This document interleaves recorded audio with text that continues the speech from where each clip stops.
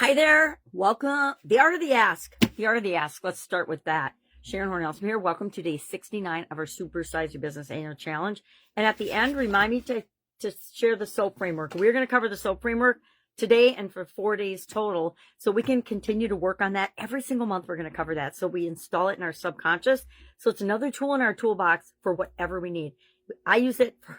Actually, I filter every challenge, every setback, every obstacle, every problem to be solved, every goal to be achieved through that and through this process automatically. But then if it's a bigger deal and it needs more consideration, we'll sit down with a pen and paper, or I will sit down with a pen and paper and go through it and actually write it down. It's that powerful a tool. I know that if I do that, I'm automatically leveling up each time I run through the process.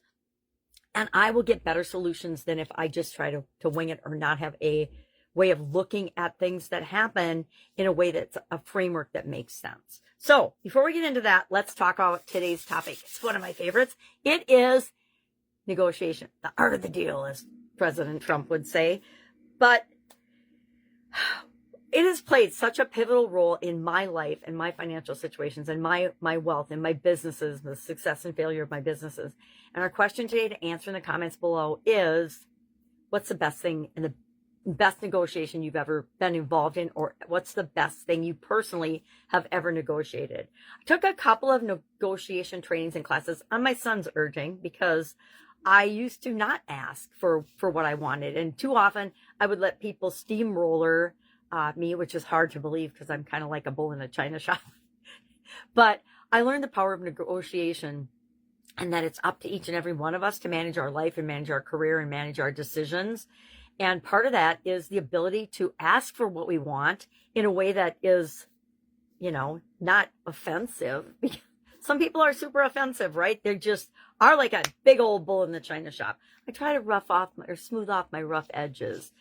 But we want to look at this and we want to ask ourselves and pay attention to what we are and are not willing to negotiate. And then what we're not willing to negotiate, those are our lines in the sand. I have certain things that are just an automatic no for me. And when I decided that, because it's a choice and a decision, this is my line in the sand.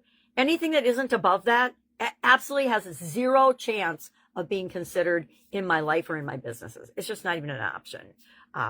Certain people do that and certain people don't. I drew that line in the sand a long, long time ago about a lot of different core values that I have. I will not do anything that goes against my core values. I just won't do it. It's why I've left businesses. It's why I've left industries. It's why I have left relationships. It's why I've, severed ties with past partners, business and personal, because of core value mismatch. We never go into these things thinking there's a mismatch, but when we find it, I say run as quickly as you possibly can. Negotiate your exit as quickly as you possibly can. So we're not going to go into the nuances of negotiation here. I would say it is the art of the ask, but this is one of those skills that if you don't have it and you're not using it, it's kind of like sales. You better get some training in it, because everything is sales and everything in life is a negotiation. Our relationships are really negotiations, right? I'm going to do this. You're going to do that. We agree, even if it's silently, and that forms the foundation of the relationship. I do what I call expectation sharing with every new person that enters our organization and becomes a part of it, at least the ones that are going to interact with me. I don't do everybody anymore, too many people. But I've trained my leaders and my team members to do the same. You need to set the groundwork immediately when you have a new person come into your world or into your organization, because otherwise they will just do the things they've always done, and that might not be in alignment with the culture that you're trying to create in your business or in your life. So I contend, and I used to practice this. Who did I take a negotiation course from? I've taken a couple. But one of the things they challenged us to do when we were in the course was negotiate everything. Negotiate an upgrade at the hotel. Negotiate an upgrade when you're flying. Negotiate the price of anything you're buying. Hey, I'll buy 10 of these if I can get 2 free. Whatever. Never hurts to ask. The worst that can happen is you'll get a no. And if you get a no, you're in the exact same place you were before you asked.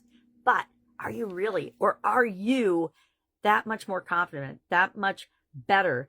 Are you now showing that you have personal power and a strong personality, and that the other person's going to think twice before they say, oh, we're going to raise your prices? I used to negotiate with all of our vendors because as a smaller business that they were working with, they were always trying to put the screws to us in terms of price gouging and things because they wanted to make it easier for their bigger customers.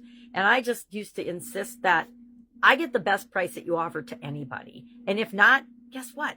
There's 100 more suppliers of this particular raw material I need for my production facility. So bye-bye. If you don't want to honor that, I mean, if you're offering something to your giant customers at one price and using the excuse of volume, well, you're already getting that volume.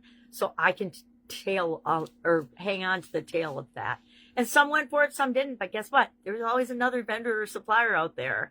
And they learned pretty quickly if they wanted our business, that was the price and cost of doing business with us. Treat us like you want to be treated. Treat us fairly. So, and I never gouged anybody. I actually bent over backwards way too long, too often in negotiations for different things because I was trying to be kind and fair and give them the benefit of the doubt. Guess what? Some people do not earn the benefit of your doubt. If you're doubting, it's for a reason.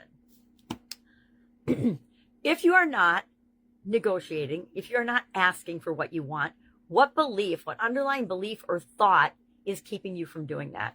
I ask myself that question on a really regular basis about a lot of things. When I find myself resisting something or not doing something that I know darn well I should be doing, I stop, I do a pattern interrupt on myself, and I start asking myself questions so I can be more self-aware to find out, why the heck am I not calling that person?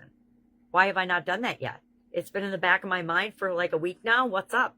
Things like that, because it will help me to be a better decision maker going forward. But part of that is asking for what you want. So what are we going to do today? We're going to share our best negotiation experience that we've had in the comments below, and maybe one lesson that we learned from that.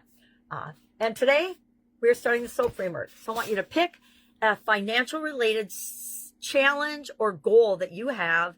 And I like to do the SOAP framework on challenges, things that are setbacks or obstacles or problems that we're having.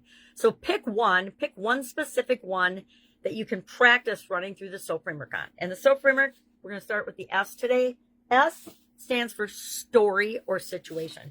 What is our current story and situation with respect to this financial area of our business? And what is our desired story or situation? Say it's just a sales volume thing, or you want more customers. You've got 10 customers and you want 20. Well, now you've got the gap, right, between 10 and 20. How'd you get that first 10? Well, now let's figure out how to get 10 more for you. All right. So situation, current, and desired. Write it down because we're going to use it all week. And if you have any questions about that, just ask. I've done this thing tens of thousands of times now. I thought thousands of times, but I think I'm actually up to 10,000 and a little bit beyond. All right. That's all I've got. If I can help you anyway, ask. Otherwise, stay tuned tomorrow for more financial topics as we focus on financial health and well-being this month for our business, which, it's usually one of our most critical areas. It's the one that keeps us up at night. It's the one that we stress over if we don't have it handled. So that's why this month is focusing on getting it handled to increase our confidence, which we worked on last month, and help us create the business and the life that we want. And then we'll also go into the O of the SOAP framework tomorrow. That's why I want you to get your problem and your story and your gap identified today. All right. Let me know if I can help. Otherwise, have an awesome day, and I'll, of course, be with you tomorrow.